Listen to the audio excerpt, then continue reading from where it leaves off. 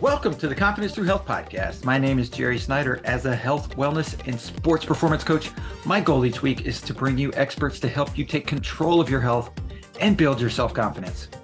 Thanks for including me today on your journey to better health. I want to say thank you to Social Media Cowboys for sponsoring this week's episode of the Confidence Through Health podcast. If you need help with a website, if you need social media needs for your business, if you need help with AdWords, SEO, all those things that you know you should be doing, but you are too busy to do or you're too confused about, they are the experts that you need in your corner.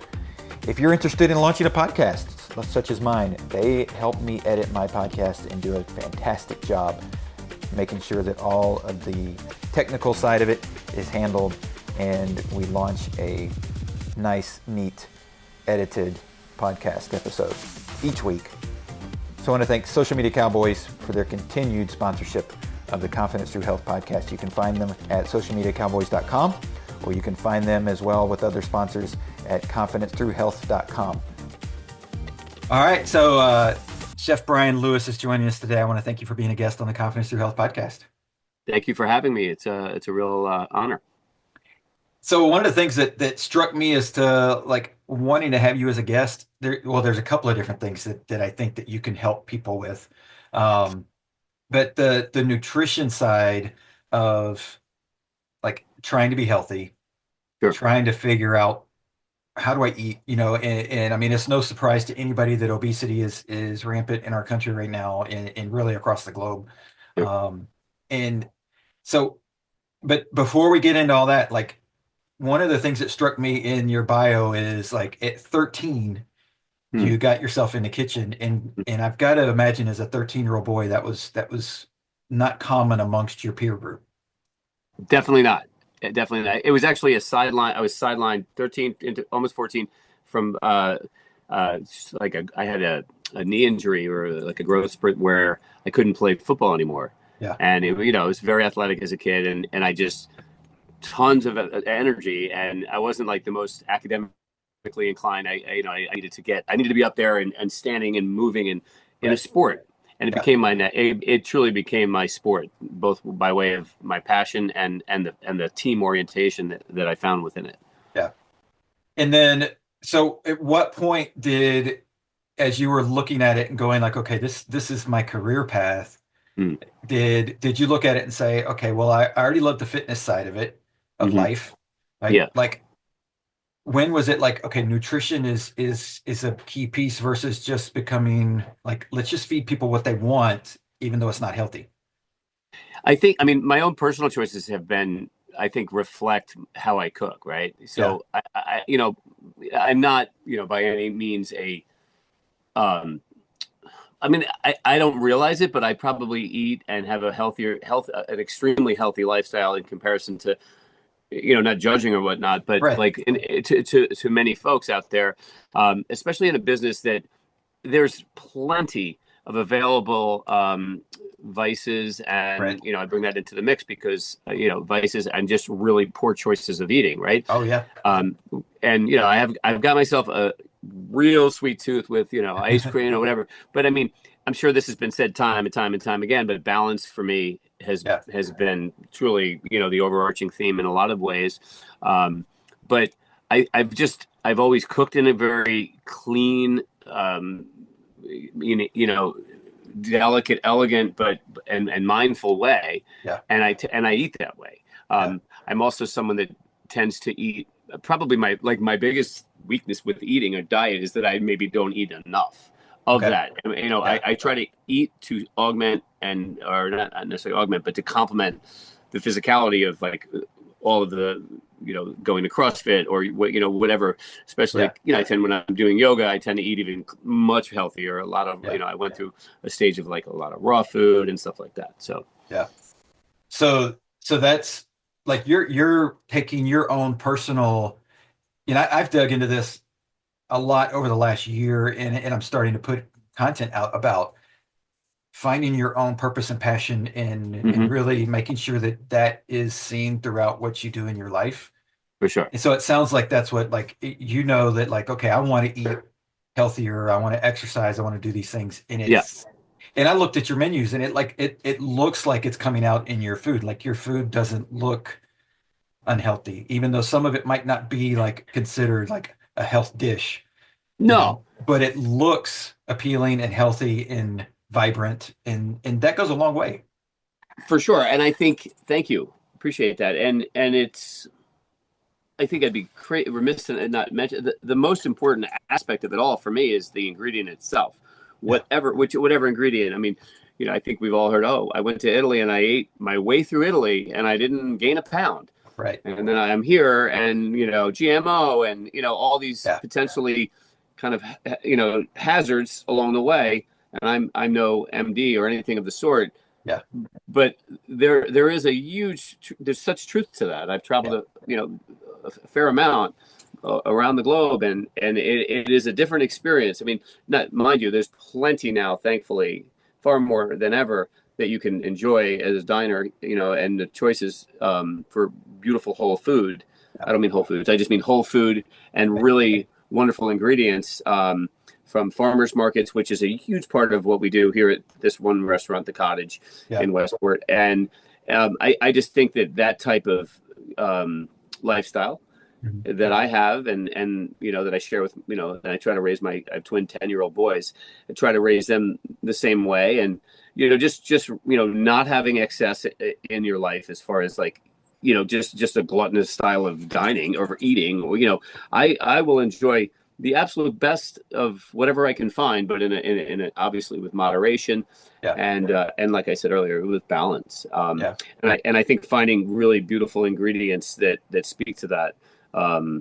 We try to stay as local and organic is something that's very important, but there's certain nuances to that are challenging. sure. Um, but I think knowing where your food's coming from and just you know the beautiful intention that you have with the way that we cook it, Yeah, having butter in it, beautiful butter from a really great place, where it's all coming from, or even in some instances we prepare and make our own butter here, right. stuff like that. I teach my kids at home how to make it. They're really interested in that. So I think just kind of layering all of that into an otherwise like really not I'm sorry to even say this, I'm not like on a health food kick, or it's just Right. it's been consistent since I was a kid, just like in the gym, whatever particular sport or hobby or outdoor activity that I was always involved in, always eating in a way that complements that. I can't Yeah, fathom, you know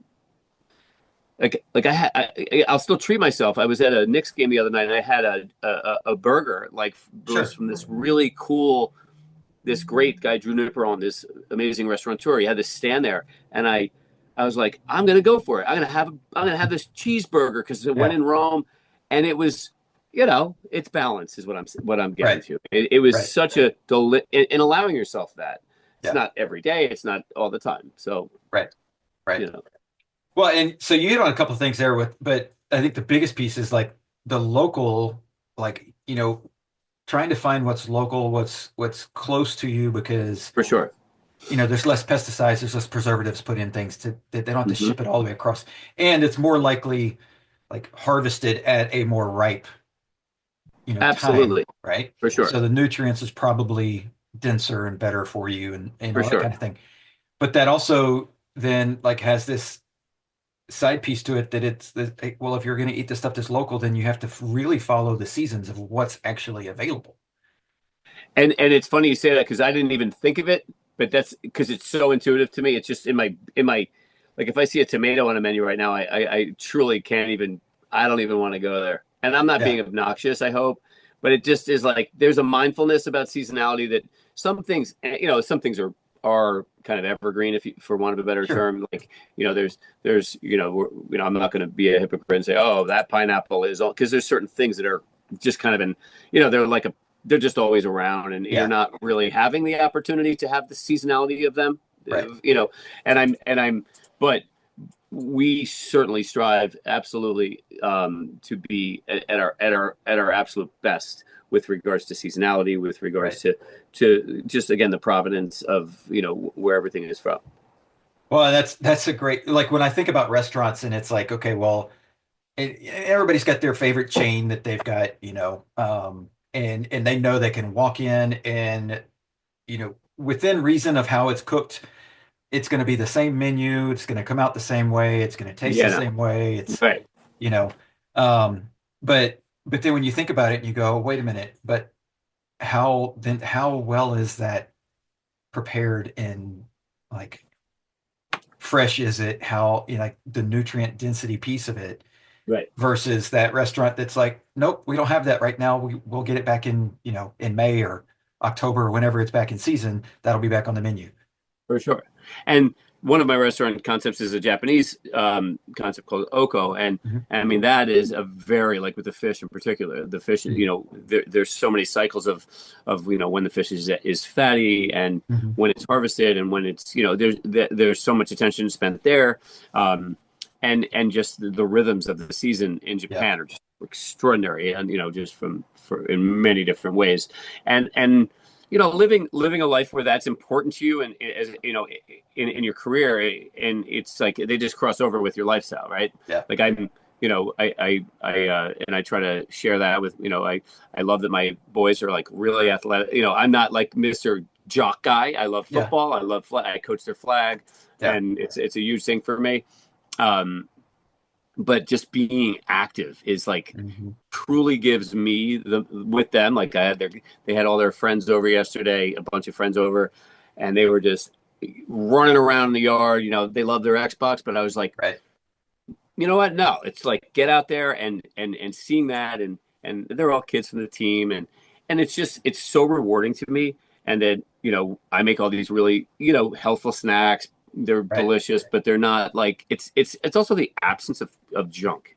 Yeah. Like if you remove the junk and then fill it in with the best efforts that you have that you can make as a parent, as a as a as just a provider, Yeah. for that to your family, and then in my particular circumstance, my career, I think there's a feeling that or not, when someone comes to, I used to say there's this really kind of famous in my world, Brillat Savarin is this, like, I think 17th or 18th century gastronomer, he was called, where he studied the body, he studied food, and the way in which he was like a gastronome, but Mhm. the way in which that food, like you could make the most beautiful meal, but how it affects and feels later in your life, late in your day, not your life, Mm. like how the whole experience of not just how you appreciate it, how you ingest it, how you like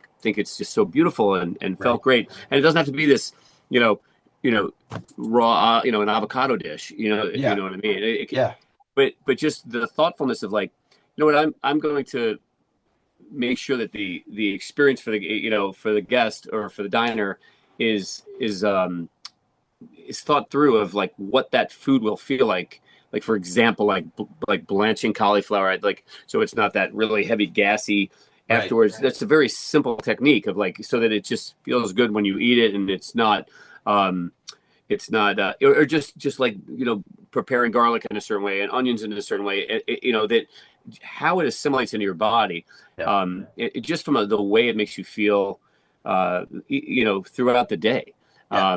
whatever the health benefits are as well. Obviously, that's not necessarily my expertise, but I Mhm. know that treating the ingredients and with technique and thoughtful procurement has really great benefits. And Yeah. I don't think anyone is like, wow, I ate that and I feel really great. But I think subliminal or subconsciously, it has a huge value. Yeah. Well, and you might not think that side of it, but you'll definitely think it if you eat something and then you've got gas 2 hours later, or you've got Right. stomach pains, or you've got something that, 100%. you'll definitely feel that in the opposite direction.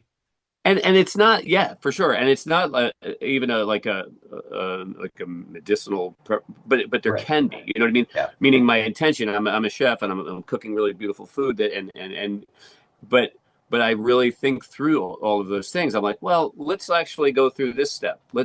Let's remove the fat from this so that we can render out whatever, even if it's like pork belly, so you can have really the healthiest version of pork belly.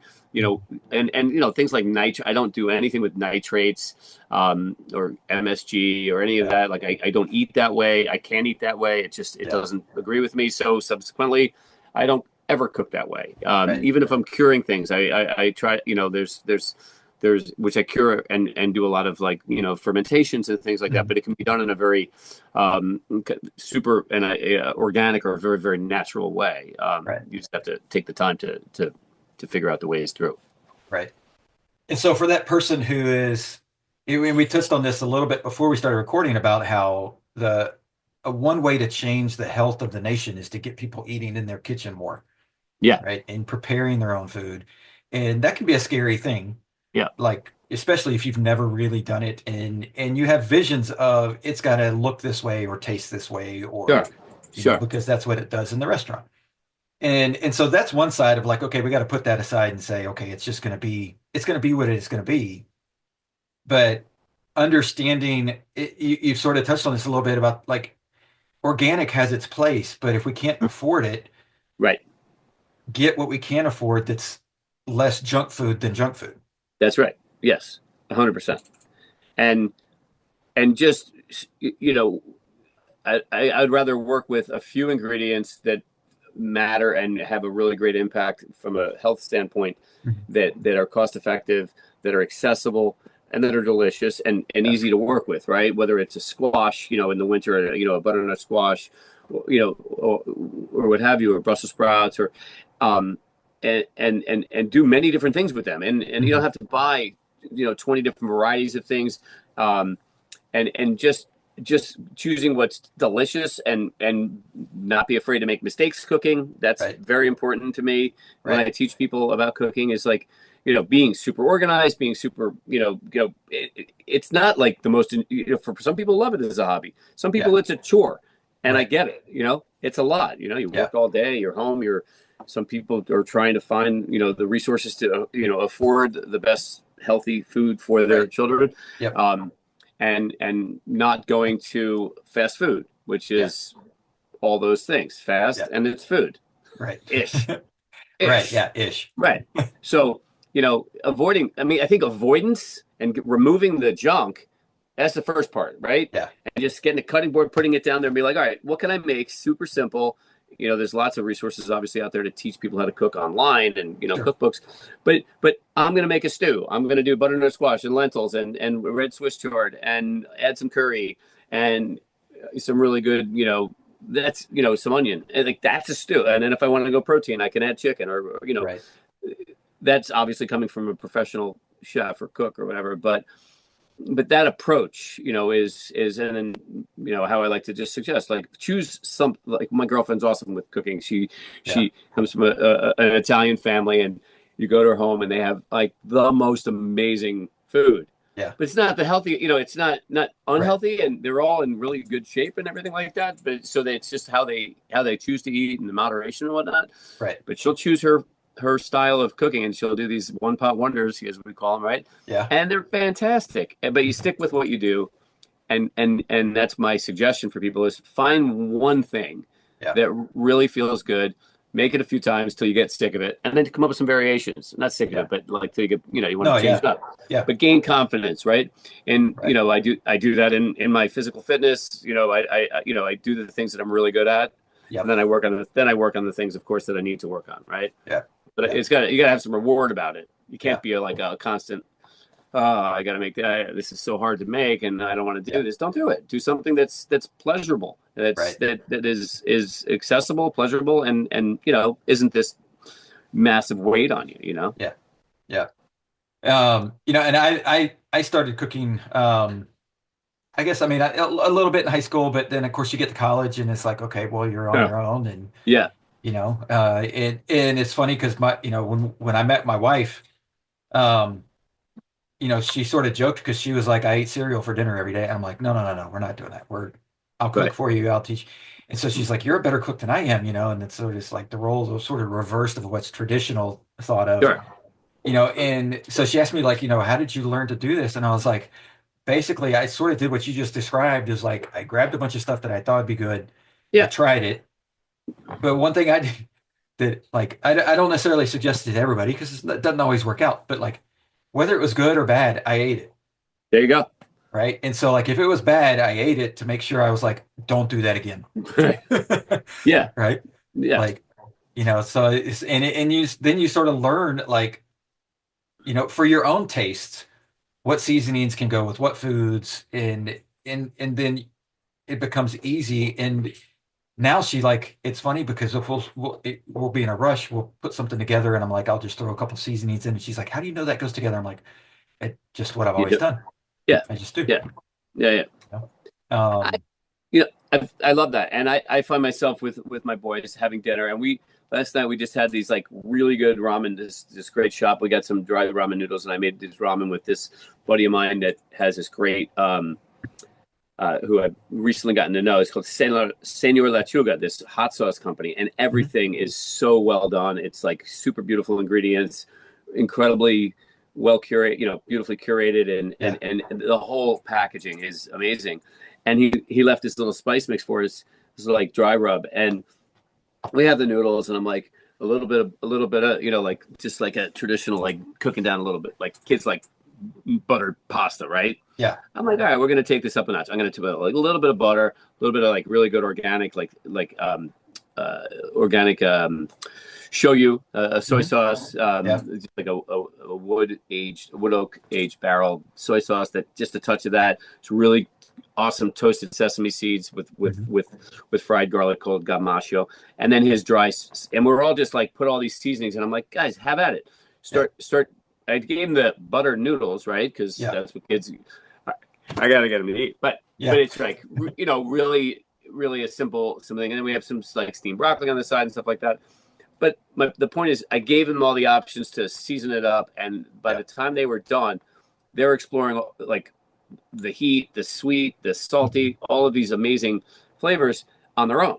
I Yeah. mean, I guess that makes sense for, so what do you and your kids eat? That's how I like to eat. I don't make, Right. I want them to explore it. I want them to be, they can refrain, they can layer it, and they did. And it was amazing. It was Yeah. truly like, and I was texting my friend Nico, and I'm like, so your hot sauce sometimes make it to the dinner table, and now your dry rub did. And it was so good. And then it was the other night. And then the next day, I made him grilled cheese, and I put the dry rub on it, and I seared it in. Hmm. So you're just elevating, and this is guy again. He's making these really great ingredients Right. that come into this beautiful Senor Lechuga hot sauce and spices and such. So to bring that awareness, like Hmm. of like cooking and being able to imagine being 10 and being like, I can affect Right. all of these different ways in which this food tastes. It's Yeah. I don't need them to become chefs. That's not my goal. Right. Right. That's not my plan. Whatever they Yeah. want to be, but Yeah. just to be able to like, oh, this isn't just like delivered. It's something Yeah. that I can engage in. I Yeah. think engagement with your cooking, maybe that's Oh yeah. and engaging your kids and Mhm. your spouse, your whatever. Yeah. That's a nice part of life if you Right. can pull that off. To be honest, Right. Well, yeah, and so that makes me think of like one, it's a great way to, especially if you've got kids that are struggling with like, you know, a diversity in variety in foods, and you're like, I yep, can't get them to eat anything, right, and like, and so adding something that changes the flavor, you know, so that they'll get vegetables, they'll get exposure to the things that yeah, that they need from a nutrient standpoint. right. It's But tricking them. right, but the other piece is like, it's okay. Well, if you've got this one dish and you're like, okay, I'm tired of this. I don't want to do this. I know I need it, but Yeah, like, it's sort of like, and correct me if I'm wrong, but you go to CrossFit and you're like, oh my gosh, I see this thing on the list. I'm tired of this. I don't yeah, want to do yeah, this yeah, again. yeah. I know I got to do it. I'm going to do it. Right, But then I'm going to finish with this other thing over here that makes me really correct, excited. absolutely, Right. And so it's like finishing with that thing that's like, okay, well, here's the base. I really don't want this. right, Let's finish it with something that's going to give it some spice. That's going to give it some flavor. It's going to give it some excitement, enjoyment. absolutely. Yep, And now that food, that experience, that cooking, all that process becomes something that's like, oh, now this was a fun part of my day. totally. And it's a really good analogy with going to CrossFit or wherever that you get. how many times we've all gone to the gym, or maybe you've gone on a run, or, we're doing it, and discipline's everything, right? You're doing it, Yeah. even if you do it if it's your fourth day in a cycle of your week, and you did it, like you got there, you dragged your butt there, and you ended up giving it 50%. All right. No one wants that, but you did 50%. You didn't do zero. Right. You know what I mean? So with that's how I approach, because I hit some type of fitness, unless, whatever priorities prevent that, but 5-6 days a week. And, that's just my lifestyle. And I think, having that intention is super important, and discipline's it gets it doesn't mean to sound harsh. It's just being consistent, Yeah. Well, and that then you can flow into, you get, like you said earlier, you get home from work, you're tired, you don't want to do anything. Right. And I think we've all seen this stuff on social media where somebody says, "Hey, I had great intentions. I went to the store, I bought all this stuff. It sat in the fridge until it went bad, and now I threw it away." Right. Like, and so having that 5 minutes of discipline to go, okay, I'm not going to call the pizza place. I'm not going to call Grubhub. Let's get this stuff out. Let's go through the motions. Let's put this stuff together, put something on it to spice it up. And that's where your local farmers market can come in. It's not just about the vegetables or the fruit that you can get there, but it's about seeing those people that are putting those spices in sauces that are, and so maybe you spend the extra money on the sauces and you buy everything, non-organic, and you're like, okay, that's where I've got to spend my money is on the sauces, because I know that that's going to make me eat the other food. Yeah, for sure. And avoid the junk. Avoiding the junk. That's it. Yep. I mean, I don't, I'll have my ice cream and, that burger at a Knicks game, but like I said, balance and just, I mean, I've never taken my kids to McDonald's, never once. Right. And I told them that. I said, if, grandma and grandpa want to do that, I will never deprive that right of childhood passage. Sure. But not on my watch. I just am not. I just can't do it. Sorry, McDonald's. No, I'm the same way. I'm the same way. I mean, I had it as a kid, but I'm just like, no, we're good. Yeah. And my kids have gone places, whether it's to camps or to spend time with grandparents, or other family members, and come home and gone like, can I just have a salad? There you go. Like, can I just get away from the junk food for a couple of days? Because they realize they've been on one side of it where their body understands, like, this is what it feels like to have good nutrients, to have good food, and not that we completely avoid junk. Like you said, like we have ice cream occasionally. We buy a higher quality ice cream than, for sure, the cheapest. That's right. There's a difference in everything, right? And so that's, and then but the other piece of it, which I think a lot of people, that when they start going to or mixing in a higher quality restaurant versus their local chains, definitely fast food restaurants. Yeah. And of course in Texas, like Tex-Mex.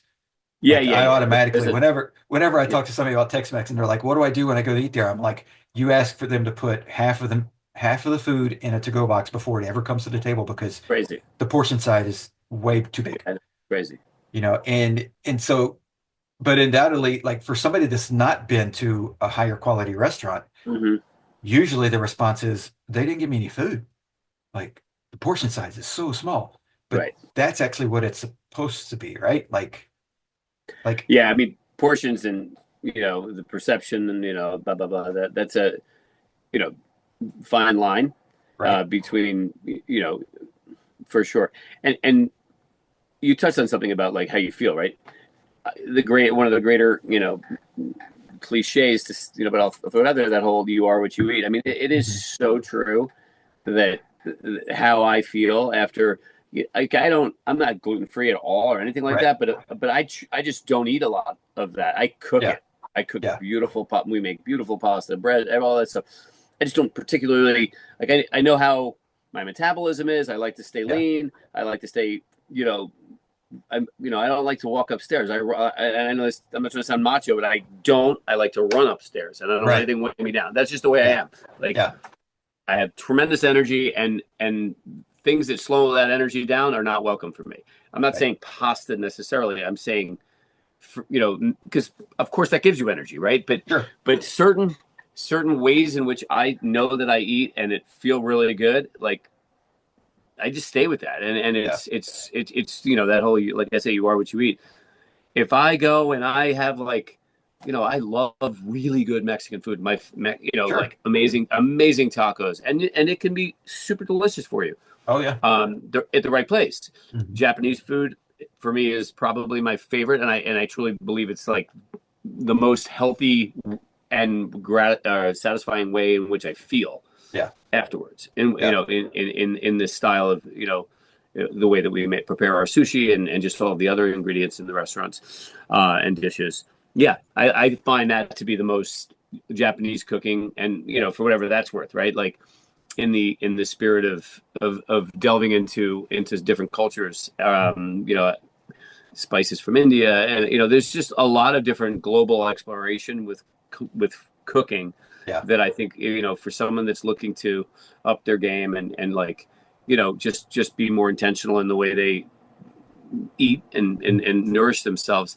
It's really exciting to explore spices and different techniques and items from, like I say, from Japan in particular. And it can be daunting or like a little intimidating because it's a whole nother culture, a lot Sure. more restraint. Yeah. I can't recall the phrase. Even if I could, I wouldn't be able to understand it in Japanese. But there's a called a kind of mentality of only eating to 80% Right. Yeah. of how full you are. Don't Yeah. don't eat to be full. Yeah. Eat to be sated. Right. Leave Yeah. yourself room. You're going to eat again Right. Yeah. soon if Yeah. you're doing it right, right? Yeah. And if you're fortunate enough, just to be Right. very clear about that, if you're Yeah. fortunate enough to have that access, Yeah. yeah. So trying to like not, I'm done. Oh my gosh, I can't move. Like I never Right. like to feel that way. Yeah. Some people do. I'm, Yeah. I'm a proponent of, trying to have that balance, eat a little, being a dad, I laugh at this because there's nothing more important. I shouldn't say nothing more important, but you got to do your homework, you got to go to sleep, you got to brush your teeth, all these things. But there's Sure. something about I need you to eat, Yeah. and when they don't, then kids will just sit there and be like, I'm not hungry, I don't want to eat. That's the one thing that and you can only press so hard, right? Right. So I've walked the walk. I get it. I'm in it. I'm in it Yeah. right now.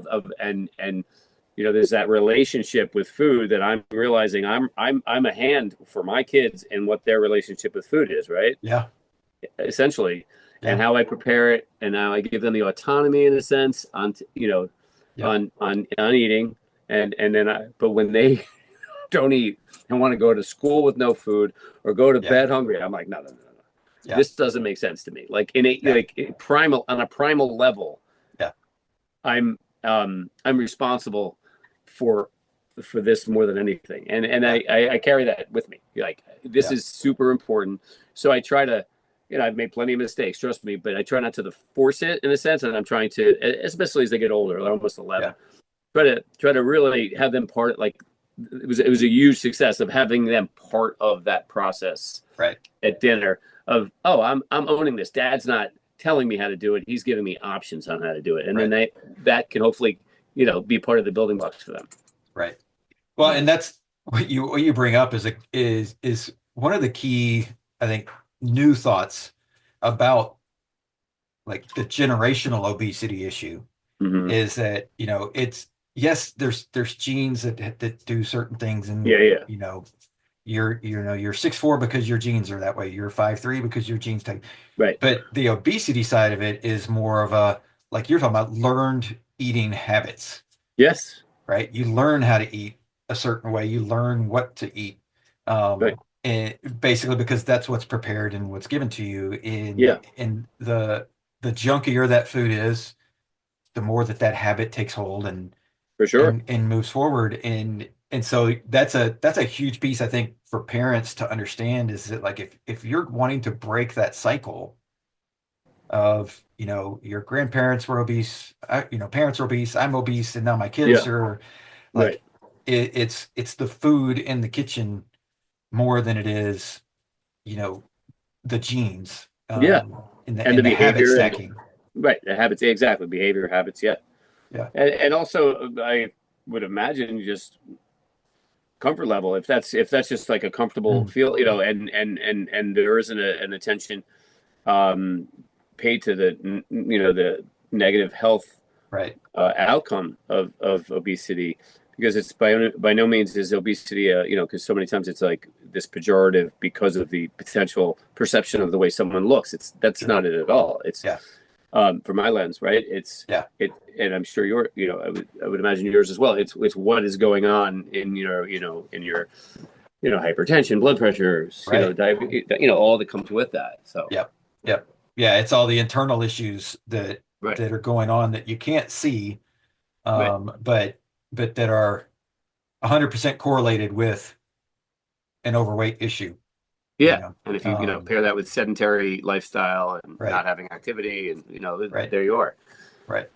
And And so then you, one other thing though that I want you to sort of touch on is in like especially coming over the last 5 years, we're probably coming away from it, some of getting back to normal as far as like the restaurant side of things. But I know you went through a couple of really tumultuous years there where lockdown and all the different things and yeah. what you could do and what you couldn't do. And the stress side of life is is huge. And anybody that's worked in the restaurant industry, hospitality industry knows how busy that is, how crazy that can be at times. Um, and from a supply chain issue, I'm sure there were times where you were just like, maybe that's why you're bald. You pulled all your hair out, like trying to Yeah. figure out, right? Like, Yeah. what is going on? How am I going to make this work? So from that stress relief standpoint, did you rely strictly on CrossFit, or were there other things that you like mixed into your day or you're still doing that? Like, this is how I center myself to make sure that my stress stays under control. So I'm super glad you brought up stress. I think stress, like for me personally, I went through a tremendous amount. We all did during Yeah, COVID. Just you know, like personal stuff, and I leaned into during COVID.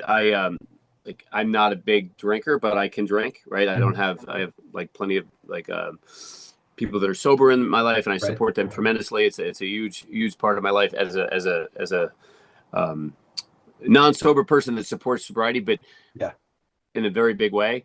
Um, and I chose, just with all of that I had, like during COVID, I think we're speaking specifically to yeah, that. I dug in. I was going through divorce at the time, and my kids were with me yeah, and half the week, and I was homeschooling them. Turned my garage, my CrossFit. The owner gave me a bunch of equipment. I turned it into a gym. I'm yeah, doing pull-ups off of trees. Like yeah, going animal, right? I didn't have a single glass of wine, not like zero for yeah, 4 months, and it wasn't because I had a like, oh my gosh, I have to stop. Nothing like yeah, that. But I knew internally or whatever that I had so much stress that or three restaurants at the time. Now I have four yeah, closed, unknown, all that came with COVID, right? All of the challenges of a life change with the divorce, yeah, all of the challenges with raising kids, and all the so many people went through with homeschooling. I was so aware that stress could easily make you go and drink, yeah, go and take on horrible lifestyles, and just kind of cave in. right, I went the complete opposite. So I yeah, found, and I opened up all my files were adapt and overcome. That's what I called mhm, that era. Anything I was doing with work related or yeah, everything. And I truly leaned into it. I was very blessed to have that mindset, that yeah, mentality.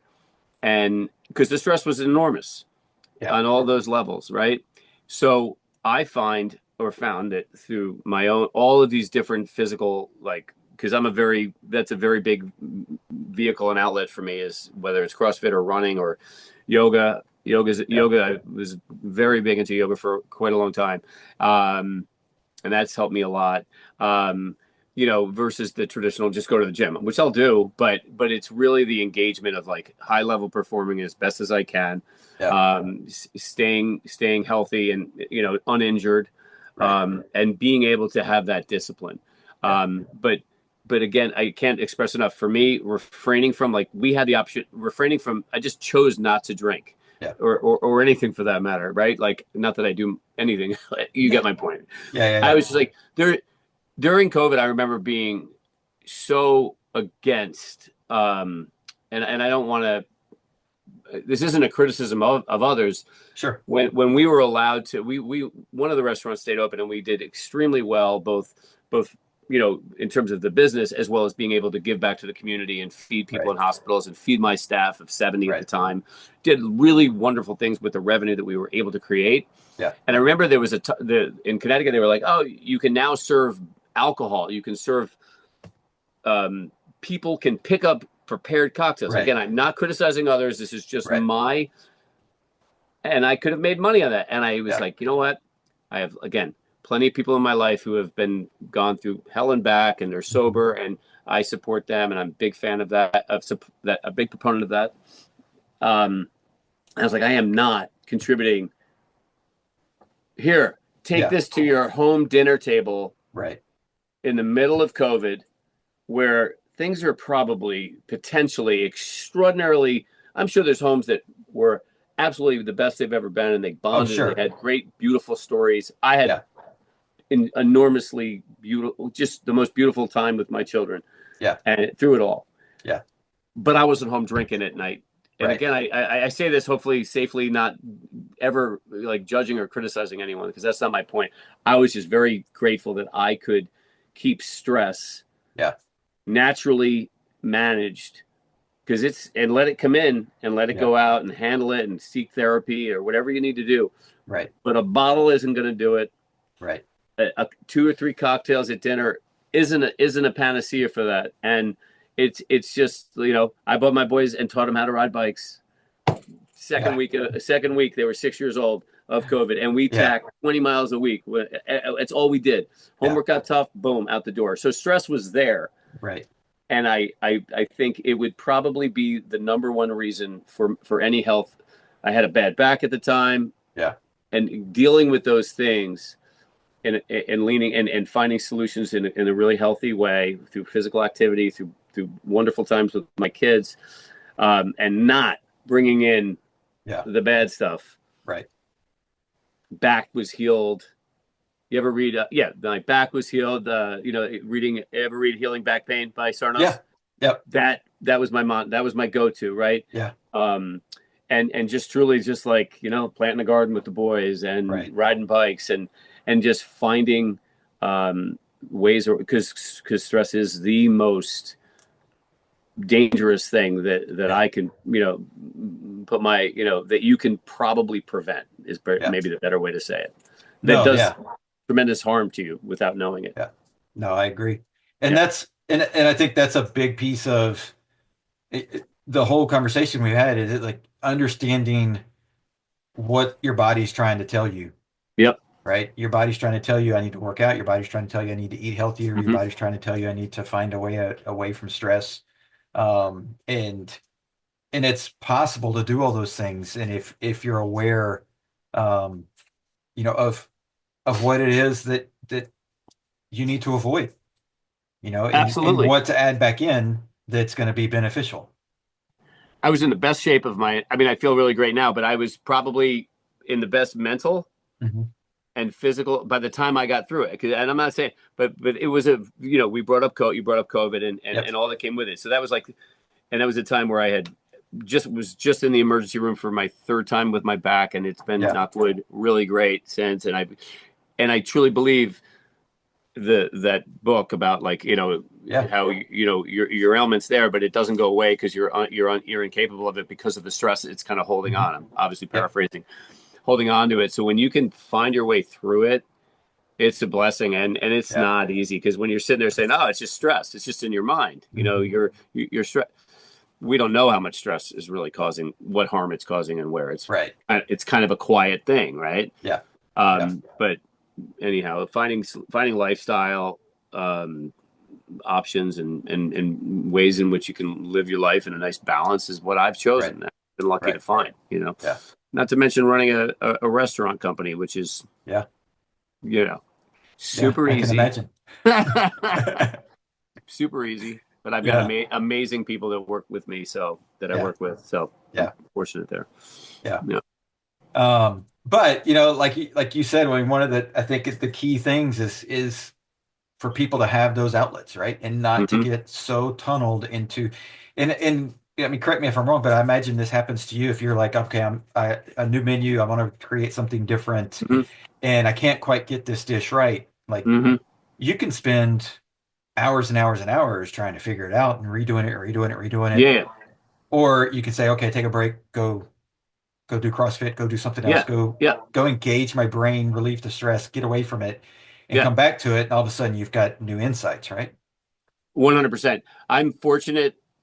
I usually just that's exactly how I handle. Usually, the stresses for me or the blockages are more on the Mhm. business side. The gift is the creative process in creating a dish. Not Mhm. that I say, if I know a dish isn't working, I just scrap it. But usually, I know in Sure. my brain. But it's the business side because I've taken on a much greater business role in Yeah. running my company and building the company, and that's where it's much more unknown to me. Yeah. Like I grew up cooking. I've been cooking like you've been running probably. Like Right. or you know what I mean. Like Yep. it's just I joke I can cook like Gretzky can walk on ice with his Right. skates. You know what I mean? Like Yep. it. I don't even think about it. Yep. But taking on the world of all the nuances of running a company and building a company, Mhm. which I'm again super blessed to have that to do, Yeah. but that's where I run into crazy stresses sometimes. And Yeah. it's to your point, like don't try to push through it. I mean, push through it, but go around the mountain a little bit and then come back up Right. and find out how to win through Right. jump over those hurdles and challenges. Yeah. And go and Yep. relieve yourself a little bit from what you're up against. Go for a run, go Yep. meditate, take a yoga class or whatever it is that gets those endorphins going. Mhm. And it's huge. I don't know what I'd do without it. I mean, Yeah. I know when I've been injured and I can't work out or I can't get that, like I say, endorphin kind of, kind of, hit. It's a big difference. So, Yeah. yeah. Well, and I love that. And I think one of the things that people need to know in practice, because it is a practice, is sort of like cooking in the like try things out when you've got the time, Yeah. right? Don't necessarily go, okay, I've got 5 minutes, let's try this new thing and Yeah. hope Yeah. it works. Sure. Try things out when you've got the time, because then when you're stressed, you've got your go-to, Right. right? And so like when you're not stressed, when you're not like try running, try CrossFit, try Yeah. yoga, try all those things and see and go like, okay, I like that. Okay. So when you're stressed, you can go, I got 10 minutes. I need to figure something out. Yeah. That makes me feel good. I'm gonna go do it. Yeah. Come up with a push-up routine that you can just know that you can Mhm. do in a way that feels really like you hit something solid in a Yeah. 10-minute period of time, whatever it is, and Yeah. it matters to you, and it's like it's your little thing, and Yeah. it's essential. Yeah, Yep. agreed. Yep. So, Brian, I want to thank you. We're coming up to the end here, but I want to make sure that you get time to allow Yeah. people to know how to connect with you, Oh, how to, find out about your restaurants when they're in the areas of sure. where they are so they can enjoy the food. Thank you so much. Yeah, so I have recently formed my like kind of parent company called Full House Hospitality Group, Mhm. um, and we own. I have two restaurant concepts called one is the Cottage. It's a Mhm. really celebrates beautiful super seasonal American cooking, exploring cuisines throughout the world, throughout the globe. Very handcrafted. I have one in Westport, Connecticut, and one in Greenwich, Connecticut. And then I have OKO, which is a Japanese concept where we celebrate many different disciplines within the Japanese canon. About 50-60% of the nigiri sushi and hand Okay. rolls, and then a really wide variety of again disciplines from the hot side and the cold side in the kitchen, Yeah. and just a very lively, fun environment, which is like just been off to a great, a really nice run for now 7 years. In Westport, I have one, and then in Rye, New York, down in Lower Westchester Yeah. County, New York.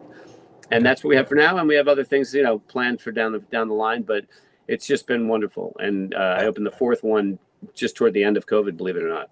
Awesome. Yeah. Awesome. So thank you. So as we close up, is there anything for that? We talked about getting back into the kitchen Yeah. in trying to take more control over our nutrition and our health from that standpoint. Sure. So for somebody that is, maybe eating, and I say this almost tongue in cheek, but I know that there's people out there that are eating 18 to 20 fast food meals a week. Yep. Like for that person to go, okay, how do I what should be my first step? Like, what is there an easy way in to get back into the kitchen? I mean, I think establishing, a challenge for yourself of, give yourself a week of like, what can I do to, I mean, I've never done the fast food kind of lifestyle. Right. So, but creating an environment, the environment at home, carving out a little place in your world, whatever that world looks like, whether it's the size of a cutting board and one pan. Right. And, and that's what you have. And a little spot in the fridge or, in the pantry and just create one dish. Yeah. Just make one dish and one alternate. So you say 18 times at fast food, choose one dish that you're going to supplement 2 of those visits and just make that dish, eat it twice or do a variation of it a second time, whether it's a vegetable curry or just really beautiful. Sorry, I really just got knocked off here. Oh, no, you're still here. Am I there? Yeah, you're still here. Sorry. Or just to really just experiment with one of your favorite things. Try to mimic. If you go to a place that you're getting a taco bowl or whatever, just try to make it at home. Look, there's endless resources. Find the best ground turkey, like a beautiful ground turkey. I make this for the boys all the time. Ground turkey, really nice. I take like barbecue sauce, ground turkey, cook it down slowly. Some really great tortillas, some avocado, guacamole. It can be expensive, so maybe you find some other items, some shaved cabbage, make a little slaw, and just do that. Make it once. Just choose a battle that you can win. Right. Don't choose something that's so overwhelming. Make it fun. Be like, I'm gonna give this particular fast food a run for their money, and I'm gonna try it myself. Make it at home, and then wow factor that. Take one off, and the next thing I'm gonna do some burgers on the grill, and then just go from there. Choose realistic goals where you can accomplish some true success with that and enjoy that success, and then repeat. And then just like, when you're at the gym and you're hitting and you want to add another 5-pound weight, add another meal, take another one away, and just incrementally grow that discipline and enjoy it. Yeah. I love that. Yeah, and don't get caught up in like this recipe calls for a quarter of a gram or whatever, like all these different things. Like, don't get caught up in all that craziness. Cook with your senses, smell, taste. Cook with your senses. Don't be afraid to make mistakes, and have fun along the way. Awesome, I love it. Well, I want to thank you again for being a guest, Brian. It's been great. My pleasure. Same. All the best to you. Take care. Thanks for checking out the Confidence Through Health podcast. Please subscribe, post a review, share this episode with those you love who need a little extra help with their health journey. Visit allinhealthandwellness.com to learn more about the coaching programs that I provide. All episodes are produced by the Social Media Cowboys, your source for all online marketing needs. Go to socialmediacowboys.com for more information.